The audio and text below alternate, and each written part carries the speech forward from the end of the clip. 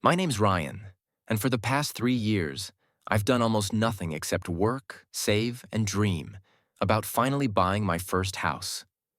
Not a mansion, not some luxury penthouse, just a place that was mine. Somewhere quiet, somewhere to breathe. Every dollar I made that didn't go toward rent or student loans went into my house fund. I skipped vacations. I skipped nights out. I even skipped meals. My friends said I was obsessed. I said I was disciplined. And then one morning, that entire dream was stolen from me. Not by a stranger, not by a scammer, but by my own brother, Luke. Luke was always the golden child. 2 years older than me, he had charm, a million friends, and absolutely zero financial sense. Where I saved, he spent. Where I planned, he jumped. Growing up, our parents constantly bailed him out. Speeding tickets? Boys will be boys. Credit card debt? He's figuring things out. Dropped out of college twice? He's just not a classroom person. Meanwhile, I graduated, got a job, started budgeting, and nobody clapped. Nobody noticed. I didn't care. I wasn't doing it for praise. I was doing it because I wanted stability. I wanted freedom. And I was so close to getting it. Then came the call. It was a Tuesday. I remember because I was making a spreadsheet of open houses. My bank app pinged. Transfer completed. My heart dropped. I hadn't made any transfers. I opened the app. My house fund. Gone. All $74,362.13. Emptied. Within seconds, I was on the phone with the bank, my voice shaking. Fraud, I thought. It had to be fraud. Identity theft. Hacking. Something. It wasn't. The bank rep told me the transfer was authorized from a shared sub-account.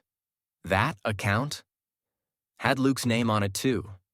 I'd added him years ago when we were both broke and thought we'd help each other save.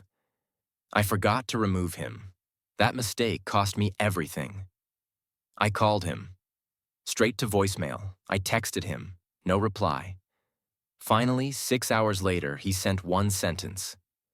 Come by, Mom and Dad's. I drove there like a madman. I didn't care what I looked like. Sweat-soaked, furious, and desperate. I walked in, and there he was, smiling, eating chips, watching some reality show, like nothing happened. Where? Is my money? I asked. He paused the show. Relax, bro. I got something amazing to show you. He walked me outside. Parked in the driveway was a brand new cherry red BMW. The kind of car you see in music videos. I thought it was a joke. Surprise, he said. Told you I had a plan. I couldn't breathe. You spent my house fund? On that? He raised his eyebrows. Our account, technically. You didn't remove me. I almost hit him. Our parents came out then, hearing the yelling. I thought they'd be on my side. I was wrong. Ryan, Mom said, Luke's been going through a tough time. His business failed. His girlfriend left. He needed this. You think this is therapy? A $70,000 sports car? Dad crossed his arms. You're young. You'll recover. Your brother needed a win right now. I laughed. Not because it was funny, because it was insane. They weren't just okay with what he did. They supported it. And that's when I stopped arguing. I just smiled, nodded, thanked them for showing me exactly where they stood. That night, I made one more phone call. Not to the police, not to a lawyer, to the bank. Because that house fund, it wasn't just mine. Not exactly. I had tied that fund to a joint inheritance trust, one my parents had no idea I'd gained access to. And now, they were about to learn a lesson no amount of luxury cars could soften. So if you want to hear what happens when the golden child crosses the quiet one, hit that like button, subscribe to the channel, and get comfortable. You won't want to miss what I did next. 3 days. That's how long it took for the system to process the closure request I submitted at the bank. 3 days for the financial dominoes to fall.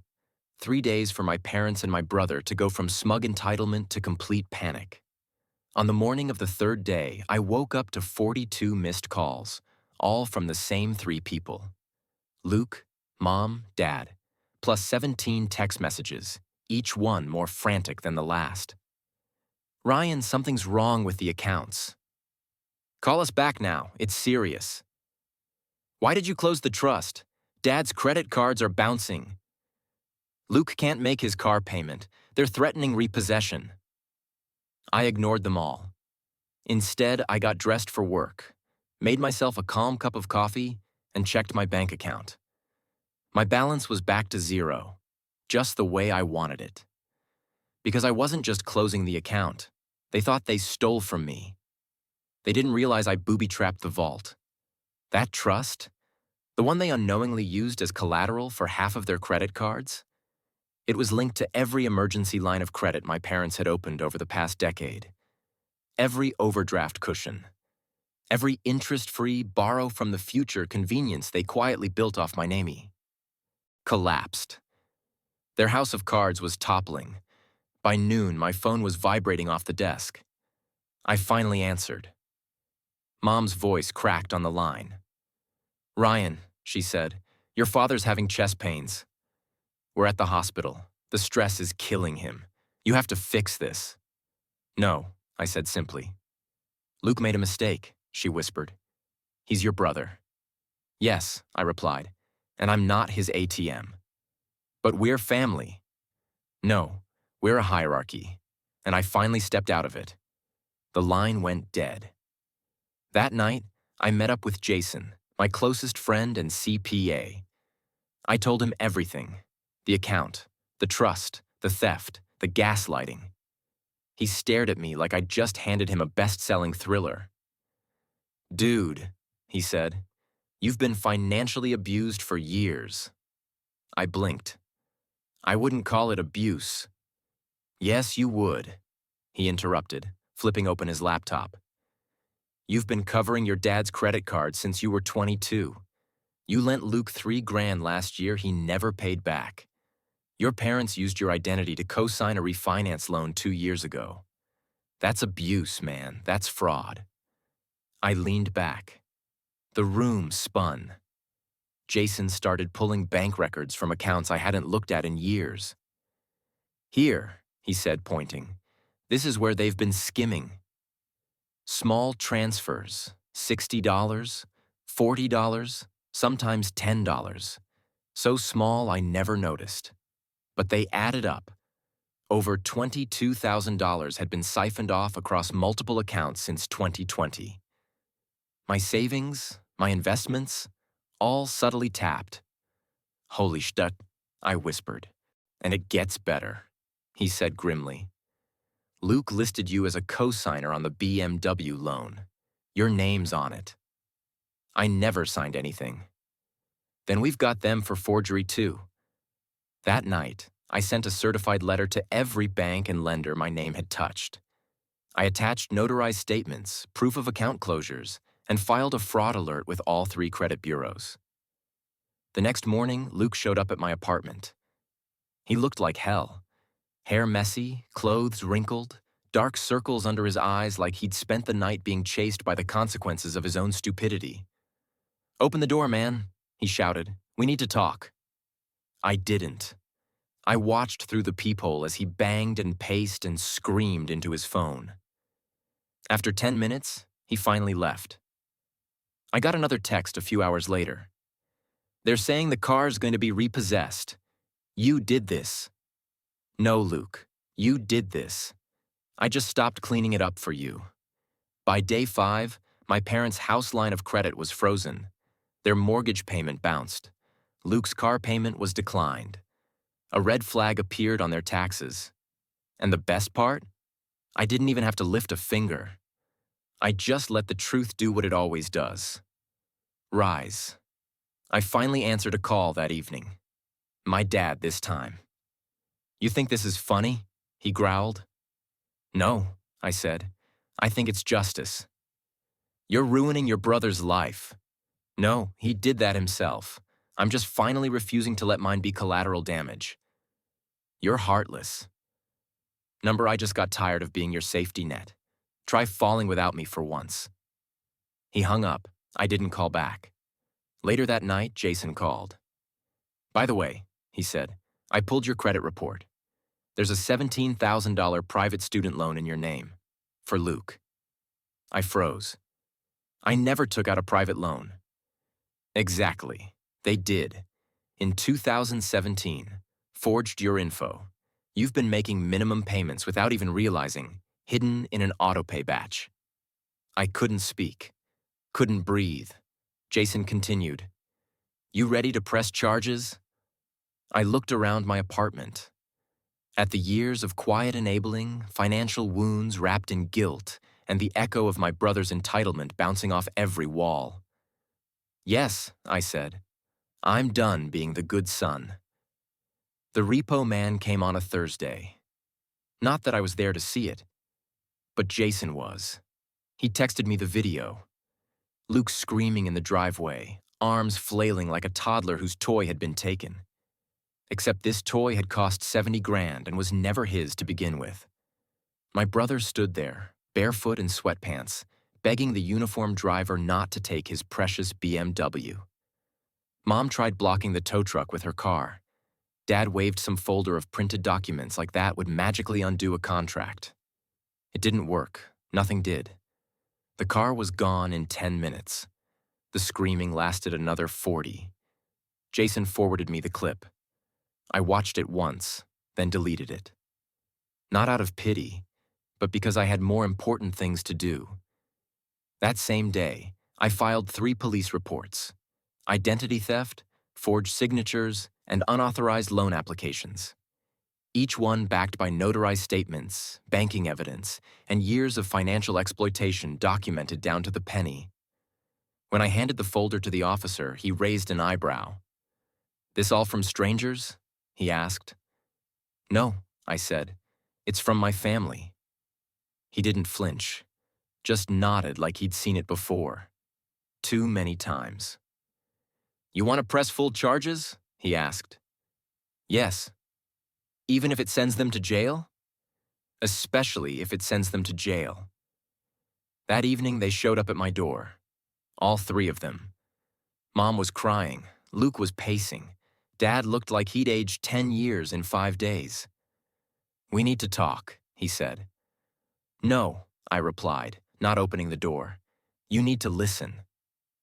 "Ryan," Mom whimpered, "your father's retirement is gone. The credit cards are frozen. Our home—" "I didn't take any of that from you," I cut in. "You did. You stole, lied, forged my name multiple times." "We were desperate," Luke snapped. "I was drowning. You're supposed to help your family." "I did help," I hissed. "For 10 years I helped. I paid bills I didn't owe, covered debts I didn't create, watched you fail upward while I built everything from nothing. You called it loyalty. I called it survival. You were never drowning. You were swimming in my savings." "Ryan," Mom begged, "this is going too far." "Too far?" I laughed coldly. "You emptied my house fund, co-signed loans in my name, and now you're scared I finally noticed?" "We didn't think you'd care," Luke muttered. And there it was. The truth. They never thought I'd stand up. They thought I'd keep playing the obedient younger brother, the dependable son, the background character in their story of endless second chances. That night, as they stood outside my door pleading, I made a decision that would end everything. I opened the door. "I'm not going to scream," I said. "I'm not going to cry. I'm just going to tell you exactly what's—" They looked at me like I'd grown horns. "You forged my signature on a car loan, a private student loan, a condo refinance. That's 3 felonies. The banks are investigating. The police are involved. By this time next week, you'll be facing court dates." "You're bluffing," Dad said, but his voice was shaking. "Ask the detective," I replied. "Rivera, Financial Crimes Division. She has your names, your addresses, and copies of everything you ever signed pretending to be me." Luke's face went pale. "And you know what?" I continued. "I'm not doing this out of anger. I'm doing this for every younger sibling who got told to understand. For every kid who became the family piggy bank. For everyone who was told you're stronger while being quietly gutted from the inside out. You'll destroy this family, Mom whispered. No, I said. You already did. I'm just signing the autopsy report. And then I closed the door. That night, I sat at my desk, staring at the email from Detective Rivera. Subject: warrants in motion. Body. Given the volume of evidence, we are preparing arrest warrants for identity fraud, theft, and forgery. Be advised your family may be contacted in the coming days. Stay safe. For the first time in years, I slept with no alarms, no dread, no anxiety over overdraft fees or surprise credit pulls. Just silence. The next morning, Jason showed up with coffee and a grin. Check the news, he said. I did. Headline: local family accused in $100,000 identity fraud scheme. Son blows whistle on parents, brother. There were photos. My parents being escorted out of their house. Luke shouting at a reporter. One quote printed in bold: he's jealous. I always had more friends, more charm. He just wants to ruin me. Jason looked at me. You want to respond? No, I said. Let them drown in their own words. He nodded. Also, he added, I found something. He pulled up my old tax documents. You remember that year your refund was missing? Yeah? They claimed you as a dependent, twice. That's another IRS offense. And they used your refund to pay off Luke's Vegas trip. My jaw tightened. How much do they owe me? I asked. Legally? Jason said, typing. With restitution and penalties? North of $180,000, I sat back in my chair. That's what they stole from me, I muttered. No, he corrected. That's what you're getting back. Before I could answer, my phone buzzed. A text from an unknown number. We're being evicted. Please, Ryan, don't do this. You're our son. I stared at it for a long time, then slowly typed a reply. You should have thought of that before turning your son into a bank. Blocked. And if you followed this far, if you know what it's like to be the quiet one, the reliable one, the one everyone leans on until you collapse, then I hope this story meant something to you. Subscribe, drop a like, and share this if someone you know needs the strength to finally say enough. Because sometimes, justice doesn't come with a warning. Sometimes it comes with a signature, and mine was forged. Until now. I stood outside the courthouse in a charcoal blazer I hadn't worn since college graduation. The steps were buzzing with reporters, but none of them knew who I was. Yet. Inside, my parents and Luke were seated at the defendant's table, pale and stiff in their ill-fitting formal clothes. They looked small, beaten. Luke avoided my eyes. Mom was crying. Dad stared at the floor like it might offer him a way out. It didn't. The judge entered, and the bailiff called the room to order. I exhaled slowly. This was it. Case 298A, the clerk read aloud. State versus Peter and Dana Sullivan. Charges: identity theft, forgery, financial fraud, and criminal misuse of personal information. The words hung in the air like the final chord of a funeral song. The judge turned to the defendants. How do you plead? My father stood, voice flat. Guilty, Your Honor? My mother followed, barely audible. Guilty? Then Luke. I wasn't trying to hurt anyone, he said. I just wanted to start over. I didn't mean for it to go this far. Guilty or not guilty? The judge snapped. Luke hesitated. Guilty, he finally whispered. The judge nodded and turned to me. Mr. Sullivan, would you like to present your victim impact statement before sentencing? I walked to the podium, heart pounding, palms damp, throat dry. But my voice? Steady, like stone. For years, I believed being a good son meant sacrificing quietly. I began. I believed being a good brother meant giving without expecting anything back. I didn't know I was being used. lied to, robbed in ways that had nothing to do with breaking into my house and everything to do with breaking my trust. I glanced at them. Luke looked away. You took my name, my credit, my savings, my future, and then you asked me to understand, to forgive, to recover. But you never once asked for permission. You forged it. You faked it. You stole it. And I paused, letting it sit. This isn't revenge. This is reality, consequence, truth catching up. I stepped back. The judge adjusted his glasses and spoke. Given the nature of the crimes, the length of time they were committed, and the lack of prior accountability, this court sentences Peter and Dana Sullivan to 5 years in state prison, with eligibility for parole after 3. Luke Sullivan is sentenced to 3 years, with mandatory restitution totaling $187,943.71 to the victim. Gasps echoed through the room. Mom sobbed. Luke's mouth opened, but no words came. Dad didn't move.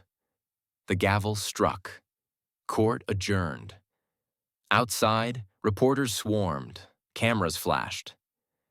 Mr. Sullivan, how does it feel? Sending your own family to prison? I didn't send them anywhere, I said. They walked there, one lie at a time.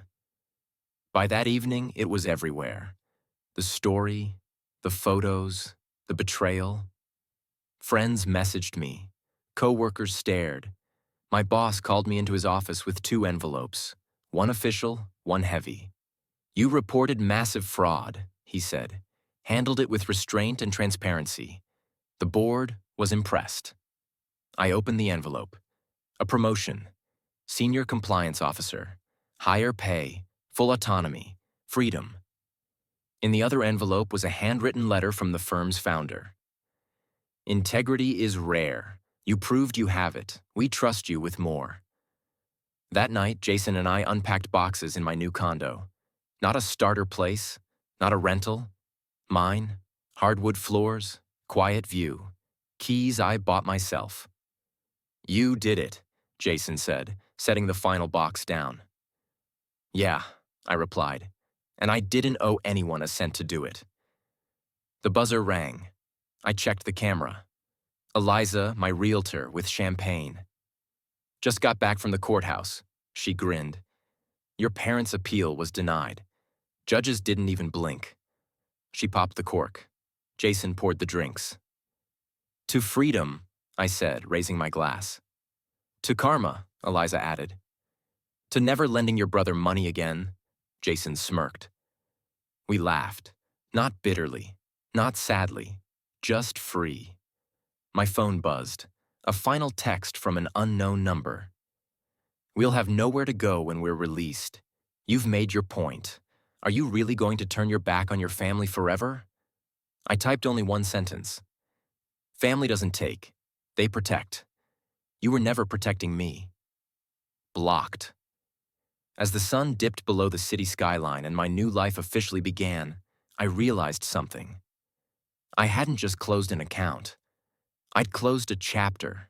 No more guilt, no more enabling, no more being the responsible one who suffers in silence. I wasn't the quiet brother anymore. I was the man who took it back. And now? Now I'm finally home.